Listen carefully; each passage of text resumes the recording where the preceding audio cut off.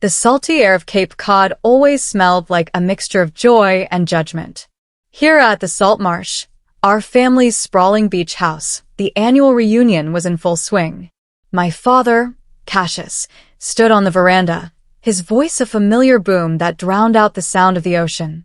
He was a man made of brick and bravado, and today, his pride was aimed squarely at my older brother. He raised his glass, the crystal catching the afternoon sun. "To my son, Tiberius," he bellowed, and the whole family, aunts, uncles, cousins, cheered. Making his mark on the real world as a partner at his law firm. A real career. The praise washed over Tiberius, who stood tall and smug in his crisp linen shirt. I felt the familiar sting of being invisible, a ghost at my own family's feast. Then, my father's gaze fell on me, and his smile tightened into a smirk. The circle of family turned, their eyes following his. "And to Aurelia," he said, the words dripping with a condescending sweetness that was worse than any shout. Still clicking away on that little computer of hers. We're all so proud of her little joke of a life. The laughter that followed wasn't loud or cruel. It was worse. It was polite and pitying, the kind that says, "Bless her heart, she doesn't know any better." My sister, Livia, offered a weak, apologetic smile from across the deck. I looked at my father, the man who was supposed to be my biggest champion, reducing my entire existence to a punchline for the second time this year. In that moment, watching him, I didn't feel the urge to cry or scream. Something inside me went cold and still. A quiet, unshakable resolve settled in my bones, as solid as the granite cliffs lining the shore. The joke was over, and I was about to write the punchline. I didn't say goodbye. I slipped away from the party while my father was telling a loud story about a business deal, my absence as unnoticed as my presence had been. The laughter and clinking glasses faded behind me as I got into my car and drove away from the salt marsh, the familiar coastal road feeling alien and hostile. My hands were tight on the steering wheel, the injustice a bitter taste in my mouth. A few miles down the road, my phone buzzed with a call from Valeria, my co-founder, and the one person who understood my world. She didn't need to say much. She just listened as I recounted what had happened, her silence a warm blanket of validation. "Aurelia, you're building an empire while they're playing shuffleboard," she said finally, her voice firm. "Forget them." Her words were a comfort, but it was what she said next that truly caught my attention. "By the way, this is probably nothing, but I heard a rumor from my cousin who works at the bank downtown. He mentioned your father's company, Cassius Construction, was flagged for being over-leveraged. He said things were looking grim." My foot eased off the gas pedal. The hurt from my father's insult was still fresh, but now it was joined by a new thought, one that was sharp and dangerous. Grim? My father projected nothing but success. He was a king in his castle, a titan of industry. Or so he wanted everyone to believe. The rumor wasn't just gossip. It felt like a clue. A key to a door I never knew existed. My anger began to shift, changing from a dull ache into a sharp, focused point. My father had made a joke of my life. I wondered what secrets were hiding behind the facade of his. When I got back to my apartment in Boston, the minimalist white walls felt like a sanctuary. Here, I wasn't a joke. I was in control. Fueled by a cold fury, I did what I do best. I dug for data. My company specialized in AI that could analyze complex patterns, and I turned that power toward Cassius Construction. I spent the night pulling public records, credit reports, and financial statements. It didn't take long to find the truth. Valeria's rumor was an understatement. My father wasn't just struggling, he was drowning. His company was suffocating under a mountain of debt. I found multiple liens filed against his commercial properties, a clear sign that he was failing to pay his contractors. He had leveraged everything to maintain the illusion of success, the illusion that allowed him to stand on that veranda and mock my life's work. The final blow came in the early hours of the morning, my eyes burning from staring at the screen. I found a discreet, private real estate listing. There were no pictures of the front of the house, only the ocean view from the back deck, but I knew it instantly. It was the salt marsh. He was trying to sell our family's history, the repository of every childhood memory, to save his failing business. He was selling it in secret because his pride was more important than his family. He hadn't told anyone, not my mother before she passed, and not his children now. He was a king abandoning a sinking castle, and he was doing it with a smile on his face. The hurt I felt was now mixed with a chilling clarity. He hadn't just insulted me, he had betrayed all of us. The next morning, the sun streamed into my office, but I felt a cold sense of purpose. I called my lawyer, Silas, a man whose discretion was as sharp as his legal mind. We met in his downtown office, the city humming below us. I didn't waste time with small talk. I need you to create a shell corporation for me, Silas, I said, my voice steady. And I need it done today. He raised an eyebrow but didn't question my urgency. He knew me well enough to understand that when I made a decision, it was backed by data and determination. What's the name? He asked, already typing on his computer. Veritas Holdings, I replied. Truth Holdings. It felt fitting. By noon, the corporation was legally formed, with no public record linking it to my name. My next instruction was simple and direct. Through Veritas, I wanted to submit an offer for the beach house at the Salt Marsh. All cash, 10% above asking price. Silas's fingers paused over his keyboard. An aggressive offer, he noted. Is there something I should know? Only that the seller is highly motivated and his pride won't let him negotiate, I said. And I want this to be the only viable offer on his desk. He nodded, a slow smile spreading across his face as he began to understand the game. A few hours later, he called back. You were right, he said. There was only one other offer, a lowball bid from a development firm looking to flip the property. Your father's agent said he was getting desperate. Our offer has been sent. Now we wait. But I knew we wouldn't be waiting long. I knew my father. His pride would never let him accept a lowball offer, but his desperation would force him to take the first great one that came along, no questions asked. A week felt like a lifetime. Every time my phone buzzed, my heart leaped into my throat. I threw myself into my work, closing a major deal with a museum in Florence to restore a dozen Renaissance masterpieces digitally.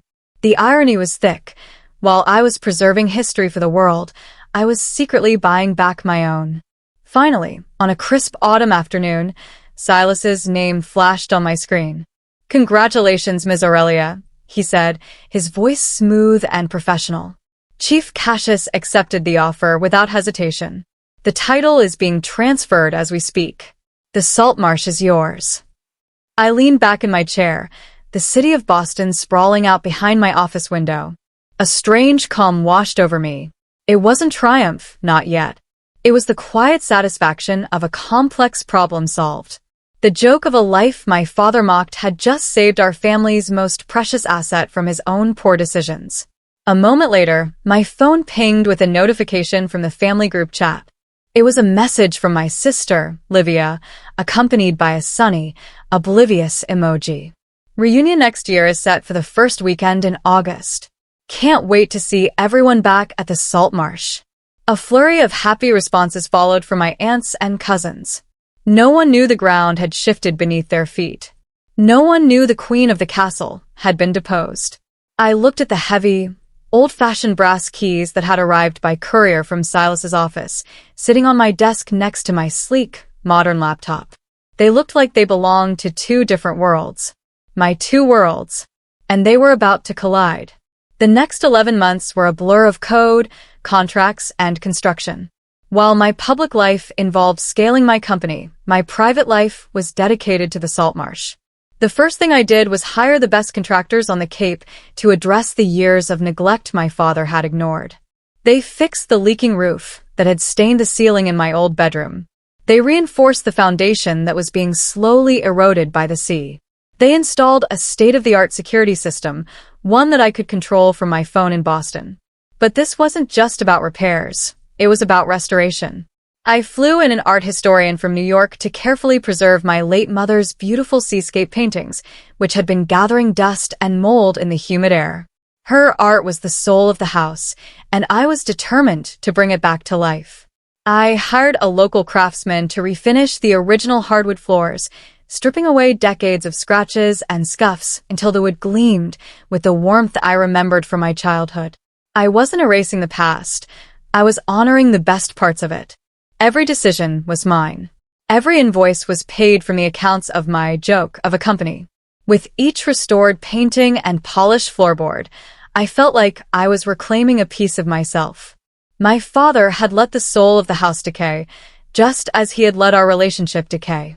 I was rebuilding both, one careful step at a time, making it stronger than it had ever been before.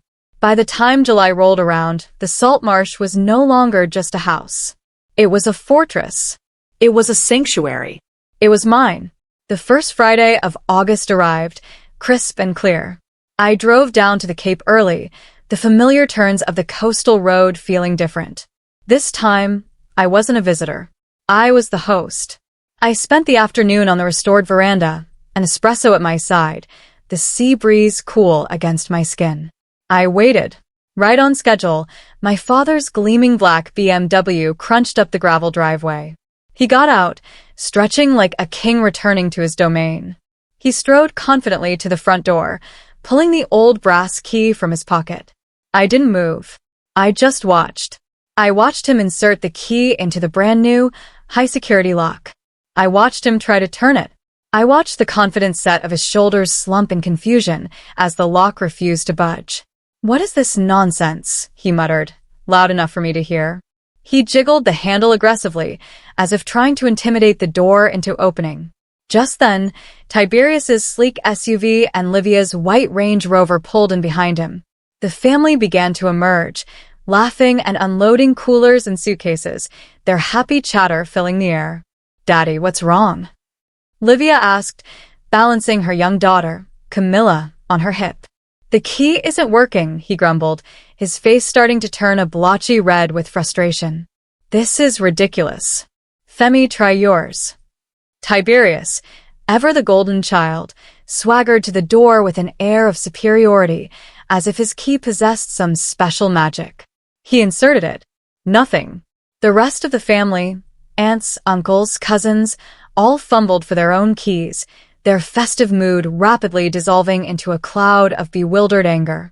The king was locked out of his castle, and his entire court was watching. I let the scene play out for a full 5 minutes. The symphony of their frustration was music to my ears. Finally, when my father started to consider kicking the door down, I decided it was time. I stood up, my heels making a soft, deliberate clicking sound on the deck boards. I walked to the heavy front door and, from the inside, turned the deadbolt. The thump of the lock disengaging was loud in the sudden silence. I pulled the door open, my shadow falling over my stunned family. I leaned against the doorframe, taking a slow, deliberate sip of my espresso. "Looking for something?" I asked, my voice perfectly calm and even. 8 pairs of eyes stared at me as if I were an apparition.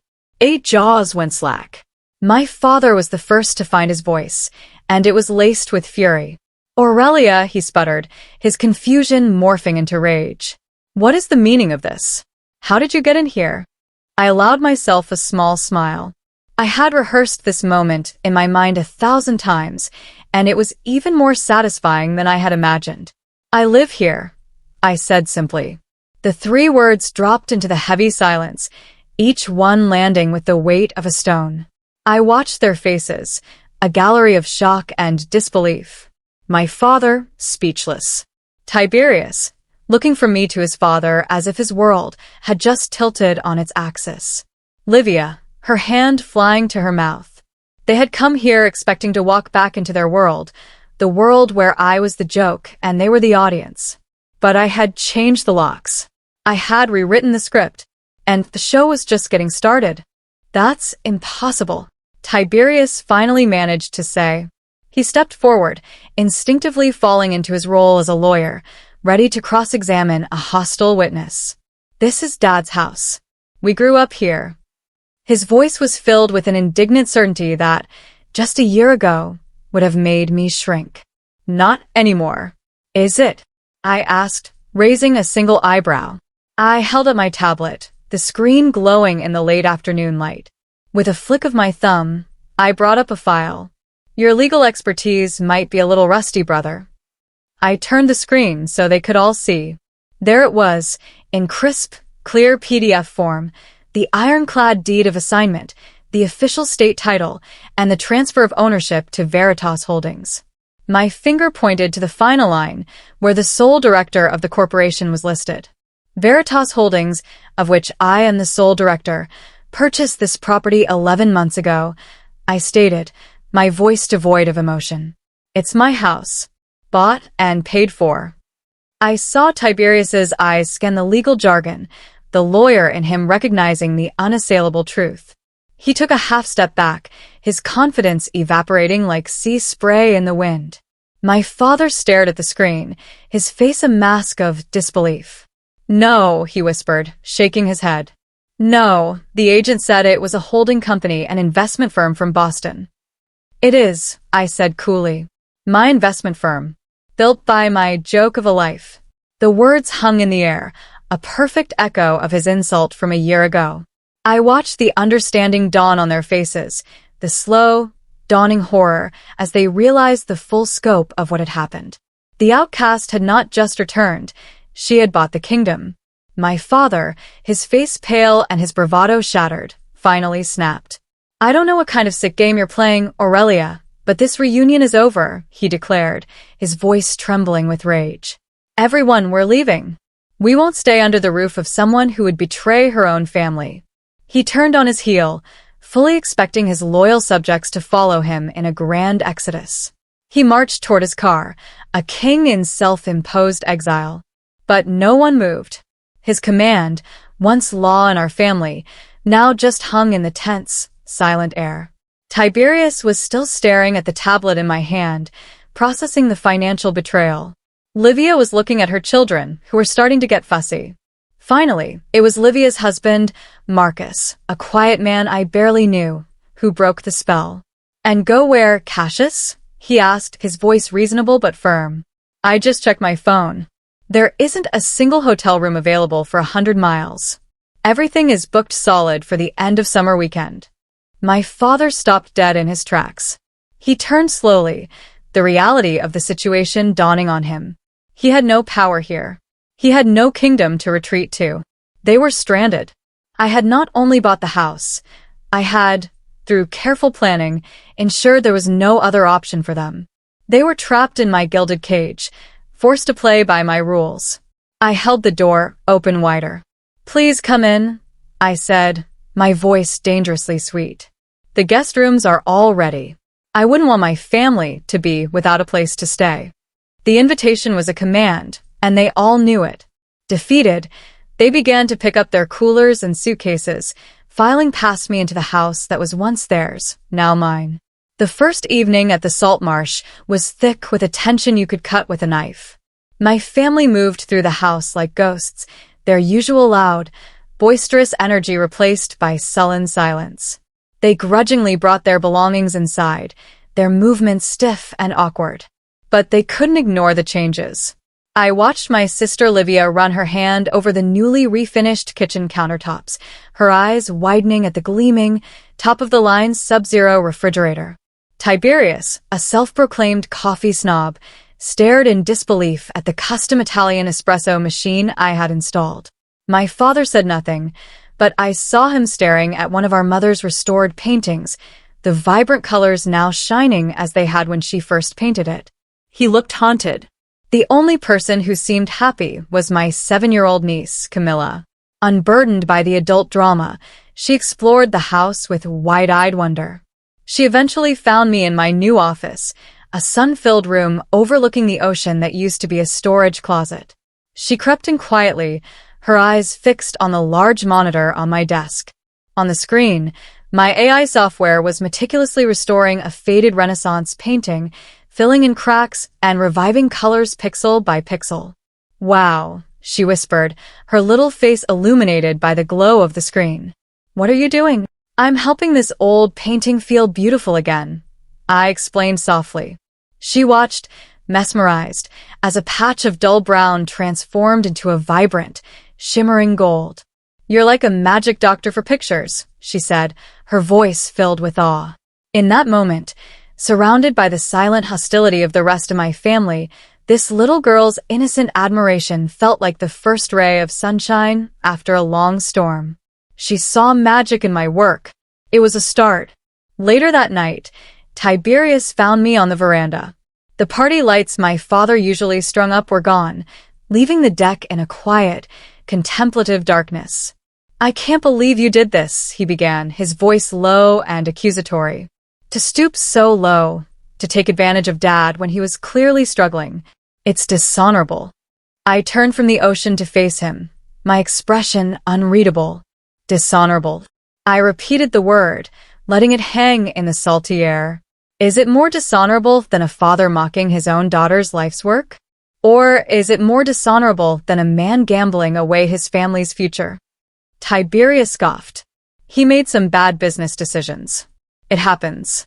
He didn't gamble away our future. I didn't argue. I didn't raise my voice. I simply unlocked my tablet and pulled up a different set of files, the ones I had hoped I wouldn't have to use. I handed it to him. "Read the fine print, counselor," I said quietly. On the screen were the legal documents for the trust fund our grandfather had established for Livia and him. And pinned to those documents were bank records showing that Cassius, in his desperation to secure a loan to save his failing company, had illegally leveraged their trust funds as collateral. He had risked their inheritance without their knowledge or consent. I watched my brother's face as he scrolled through the documents. The anger directed at me slowly dissolved, replaced by a sick, pale shock. His legal mind instantly grasped the gravity of the betrayal. The numbers were undeniable. The signatures were my father's. Our father hadn't just made a few bad business decisions. He had committed fraud against his own children. He told me, Tiberius whispered, his voice cracking. He told me everything was fine. The confrontation I expected happened sooner than I thought. Tiberius, armed with the undeniable proof of our father's betrayal, didn't wait. He found Cassius in the living room, staring blankly at one of our mother's restored paintings. "You used our trust funds," Tiberius said, his voice dangerously quiet. It wasn't a question. Cassius flinched, as if struck. "I was going to pay it back," he stammered, his usual bluster gone, replaced by the pathetic whining of a cornered man. It was just a temporary measure. The deal was going to come through. "What deal?" Tiberius shot back, his voice rising. "Another one of your fantasies? You lied to us. You gambled with our money, with Grandpa's legacy." From the hallway, Livia, drawn by the raised voices, appeared. She stood frozen, her hand covering her mouth as she listened to Tiberius lay out the details of our father's deception. I saw the perfect, carefully constructed image of her world shatter in her eyes. All her life, she had believed in the myth of Cassius the Invincible, the strong patriarch who provided and protected. The stability she had taken for granted, the foundation upon which she had built her own family, was nothing more than an illusion built on a bedrock of lies. The argument grew louder, more heated, the raw wounds of betrayal ripped open for all to see. For the first time in his life, Tiberius was not defending our father, he was prosecuting him. The golden child's blind loyalty had been shattered, and the perfect facade of the happy, successful family I had always envied from the outside was cracking apart, right in front of my eyes. The sound of their shouting echoed through the house, a painful, ugly, but necessary storm. Later that night, long after the shouting had died down and an uneasy silence had settled over the house, I found Livia sitting alone on the dark deck, hugging her knees to her chest. The ocean was calm, a stark contrast to the storm that had just ripped through our family. She looked up as I approached, her eyes red from crying. I sat down in the chair next to her, leaving a space between us. For a long time, we just sat in silence, listening to the waves. "I always envied you," she finally whispered, her voice hoarse. I was so surprised I couldn't speak. "Livia, the popular, beautiful sister who had everything envied me? You did. You got away," she continued, her gaze fixed on the dark horizon. "You built your own life, on your own terms. I did what was expected. I married the right man, had the perfect children, hosted the perfect parties. I played my part, and none of it was real. She took a shaky breath, then revealed a secret that changed everything I thought I knew about our family. Mom wanted to be an architect, Livia said softly. She was brilliant. She had a scholarship to one of the best schools in the country. But Dad pressured her to turn it down. He told her a woman's place was at home, raising a family, not on a construction site competing with men. The confession landed with the force of a physical blow. He told her that her dreams were a silly distraction, Livia said, tears welling up in her eyes again. He wanted a wife who supported his ambitions, not one who had her own. Suddenly, my father's decades of dismissal, his constant mockery of my career, all of it clicked into place. It wasn't just about me. It was a pattern. He hadn't just tried to crush my ambition. He had succeeded in crushing our mothers first. Livia's confession lit a fire in me. It was no longer just about my own hurt. It was about my mother's stolen dreams. The next morning, while the rest of the family tiptoed around each other in a fog of resentment, I went to the attic. It was musty and filled with forgotten things. Old furniture, holiday decorations, boxes of my childhood toys. I was looking for something specific. I remembered my mother spending hours up here, sketching in a large portfolio, telling me they were just doodles. My father had called them her little hobby. In the farthest, darkest corner, tucked away behind a stack of old suitcases, I found it. A large, leather-bound portfolio, cracked and faded with age. My heart hammered against my ribs as I untied the ribbon and opened it. It wasn't just doodles. It was a collection of breathtaking architectural drawings. Page after page of innovative, beautiful designs for sustainable coastal homes. They were brilliant, filled with light and air, designed to work in harmony with the ocean, not just exist beside it. She had designed passive solar heating systems and rainwater collection roofs long before they were fashionable. The plans were decades ahead of their time. I sank to the floor, the dusty attic air thick with the weight of this discovery. My mother hadn't just been a hobbyist, she had been a visionary. I traced the lines of her elegant handwriting, the detailed notes in the margins. It was all there, her passion, her intelligence, her talent. I realized with a startling clarity that I hadn't just inherited her artistic eye, I had inherited the ambition that Cassius had tried so hard to extinguish. He had buried her legacy in this attic, but I had just unearthed it, and I would not let it be forgotten again. As I came down from the attic, my mother's portfolio clutched in my hands, I heard the crunch of tires on the gravel driveway. A sleek, black Tesla, a car that screamed new money and ruthless efficiency, had just pulled up. A man in a sharp, tailored suit stepped out. I recognized him instantly from the covers of Boston business journals. Marcus Vedius, a ruthless real estate developer known for buying up coastal properties and turning them into generic, high-priced resorts. He was also my father's biggest and most bitter rival. He strolled onto the veranda as if he owned it, his eyes taking in the tense family scene with an amused smirk. "Cassius," he called out, his voice smooth and predatory. "I'm surprised to see you here. I heard the bank was foreclosing on this whole stretch of coast. I guess the rumors of your financial troubles were true after all." My father, already humbled, seemed to shrink even further under his rival's mocking gaze. Marcus then turned his attention to me, his sharp eyes missing nothing. He had clearly done his research on Veritas Holdings and knew who was really in charge. "You must be the new owner," he said, extending a hand that I did not take. "I was the other bidder for this place, you know. My offer was a bit lower." He let out a low chuckle. "My plan is to tear down this old house and the 5 empty lots next to it. I'm going to build a luxury hotel and spa. The crown jewel of the Cape." The casual way he spoke about destroying my home, my mother's home, sent a chill down my spine. The stakes of this weekend had just escalated dramatically. This was no longer just about my family's drama. It was about saving my mother's legacy from being bulldozed into oblivion by this shark in a suit. Marcus Vedius ignored the shocked expressions on my family's faces and focused solely on me. He saw me not as Cassius's daughter, but as a business entity, an obstacle to be removed. "Look," he said, his voice dropping to a conspiratorial tone, "I know what you paid for this place. I'll give you double. Right now. All cash." He pulled a checkbook from his jacket pocket as if to prove his point. "You're a tech person, right? You're not in the real estate game. This is a quick, clean, and very profitable exit for you. You can take the money and go back to your computers." The offer hung in the air, a staggering sum of money that would have been tempting to anyone else. I saw my father's eyes widen. For a moment, I think he hoped I would take it, that I would solve all his problems with one simple transaction.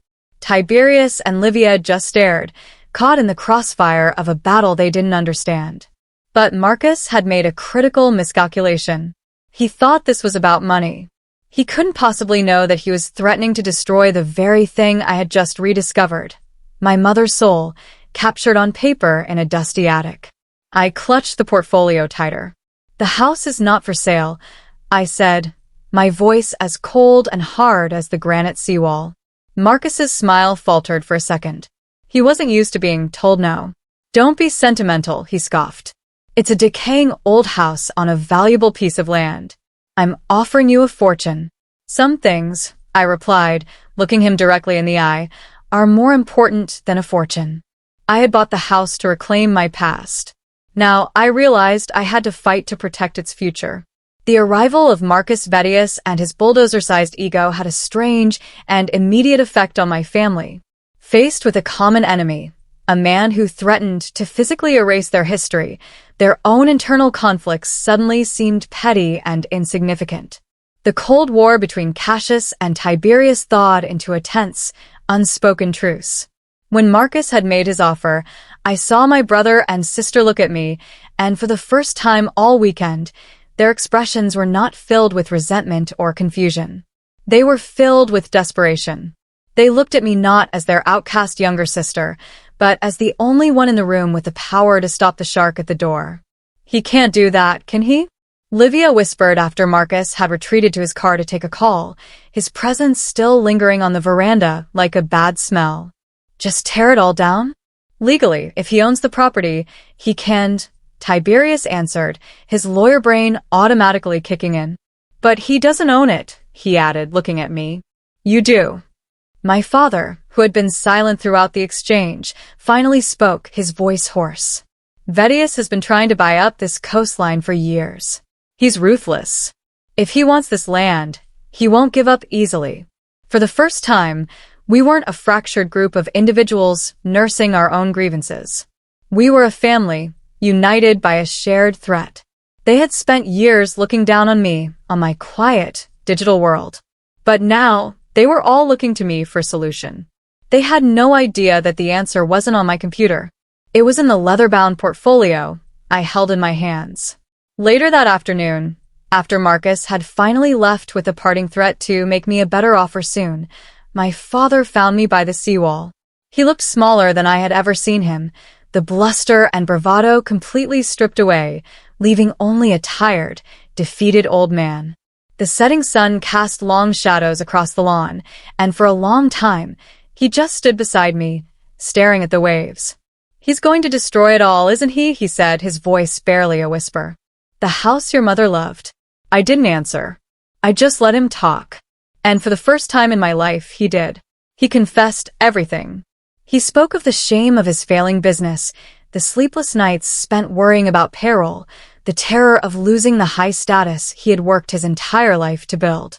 He admitted he had been too proud to ask for help, too proud to admit he had failed. "I called your life a joke," he said, his voice cracking. He finally turned to look at me, his eyes glistening with unshed tears. "The truth is, I didn't understand it. Your world of code and algorithms, it's not a world I know. It's not concrete and steel. And it scared me. It scared me that you were building something so successful that I couldn't see or touch it. It made me feel irrelevant." It wasn't a perfect apology, but it was the truth. It was the confession of a proud man humbled by his own failures and by the success of the daughter he had never valued. It didn't erase the years of hurt, but it was a start. It was a foundation, cracked and broken, but one that could possibly be repaired. My father's confession changed my motivation. It was no longer about revenge. It was about building something better. That night, I didn't sleep. I went back to my office, the room that had become the command center for this entire operation, and I launched a different kind of offensive. I wasn't just defending my property anymore. I was attacking my enemy's plan. I dove into the digital archives of the Cape Cod municipal government. I cross-referenced zoning ordinances, environmental protection statutes, and coastal building regulations. My AI software, which I had designed to find hidden patterns in Renaissance art, was just as effective at finding hidden loopholes and violations in legal documents. I worked through the night, fueled by coffee and a fierce determination. By dawn, as the first light of the sun began to paint the ocean gray, I found it. A series of critical violations in Marcus Vedius's proposed hotel development plan. His project, as it was designed, violated 3 key coastal preservation laws intended to protect the fragile dune ecosystem. One of the violations concerned a protected species of shorebird whose nesting grounds were located on one of the adjacent lots he planned to excavate. His ambitious, glass and steel monstrosity wasn't just a threat to my home. It was illegal. I downloaded the statutes, the environmental impact reports, and the relevant legal precedents. I had him. He thought he could bully his way through this with money and power. But he had underestimated me. He was playing a game of real-world chess, but I was playing a game of digital warfare. And I had just found his checkmate. I had the leverage I needed to not just stop him, but to control the outcome. As I prepared my strategy to confront Marcus, my eyes fell on the leather portfolio sitting on my desk. I opened it again, my mother's elegant designs spreading out in the morning light. I wasn't just looking at drawings anymore. I was looking at a solution. An idea struck me with the force and clarity of a lightning bolt. Her plans weren't just for a single house. They were a blueprint for a community. The way she had designed the homes to work with the landscape, the notes she had made about using sustainable materials and preserving the natural dunes, it was a complete vision. She hadn't just designed a house. She had designed a future for this coastline. This was it. This was the secret weapon. Confronting Marcus with his legal violations was a shield. It would stop his attack. But my mother's designs were a sword. They were a proactive, brilliant counterproposal. I wasn't just going to tell him what he couldn't build. I was going to show him what he should build instead. My mind raced, connecting the dots. I could use my company's resources to create a stunning 3D visualization of my mother's vision. I could run financial models projecting the long-term profitability of small-scale, eco-friendly luxury properties, which were becoming increasingly popular with wealthy, environmentally conscious buyers. I wasn't just going to save my house. I was going to bring my mother's legacy to life. I was going to build something beautiful and lasting in the very place my father's ambition had failed and my rival's greed threatened to destroy everything. The fight for the salt marsh was over. The fight for my mother's vision was just beginning. I didn't waste any time. I gathered my family in the living room, my father, Tiberius, and Livia. They looked tired and uncertain, like survivors of a shipwreck waiting to see if they would be rescued. I laid my mother's portfolio on the large coffee table, the elegant drawings looking like ancient maps to a lost treasure. "This is our way forward," I said, my voice filled with a new energy. I explained my discovery in the attic, showing them the brilliance of our mother's vision. Then I laid out my plan. "We don't just block Marcus," I said, looking each of them in the eye. "We build something better. We build this." I showed them the legal violations I had found, explaining how we could stop Marcus's project cold. But then I pivoted. We're not going to be defined by fighting against him. We're going to be defined by what we create. I proposed that we form a new company, a true family business. We would combine all of our strengths, my tech and capital to create the models and secure the financing, Tiberius's legal skills to navigate the permits and contracts, Livia's incredible eye for design and aesthetics to bring my mother's vision to life with modern touches, and Cassius, I turned to my father, and your construction experience to manage the builds. To do it right this time. To build a legacy, not just an empire. A new light sparked in my father's eyes, a flicker of the man he used to be, but tempered with newfound humility. Tiberius and Livia looked at each other, a silent agreement passing between them. In that moment, we were not a broken family. We were a team. "What do we call this new company?" Livia asked softly. I smiled. Saltmarsh Development, I said. It starts here. Our meeting with Marcus Vettius took place on what was now my territory, the veranda of the Salt Marsh. He arrived with his usual arrogance, expecting me to have reconsidered his offer of a buyout. My father, brother, and sister stood with me, a united front. He smirked when he saw them. "Brought your family for moral support?" he sneered. "No," I said calmly. "I brought my business partners." Before he could respond, I began. I laid out, with cold, hard precision, the evidence of his zoning violations. I presented the environmental impact reports and the legal precedents, showing him exactly how I could tie up his hotel project in court for years, costing him millions in legal fees and lost opportunities. His smirk vanished, replaced by a tight, angry line. He knew I had him cornered. "What do you want?" he finally gritted out. "To buy me off?" That's when I made my move. "I don't want your money," I said, sliding my tablet across the table. On the screen was a stunning, photorealistic 3D rendering of my mother's vision, a small, exclusive community of beautiful, eco-friendly homes nestled seamlessly into the coastal landscape. "This is what is going to be built here," I stated. "A project that respects the land and the law." He scoffed. "A fantasy. A very profitable fantasy," I countered, swiping to a detailed financial projection. "The market for sustainable luxury is booming. This is a smarter, safer investment than your concrete behemoth." I leaned forward, delivering the final, unexpected blow. "I'm not asking you to back down, Marcus. I'm offering you a way to invest as a silent, minority partner. You can either fight me in court and lose everything, or you can join us and make a smaller, but guaranteed, profit." Checkmate.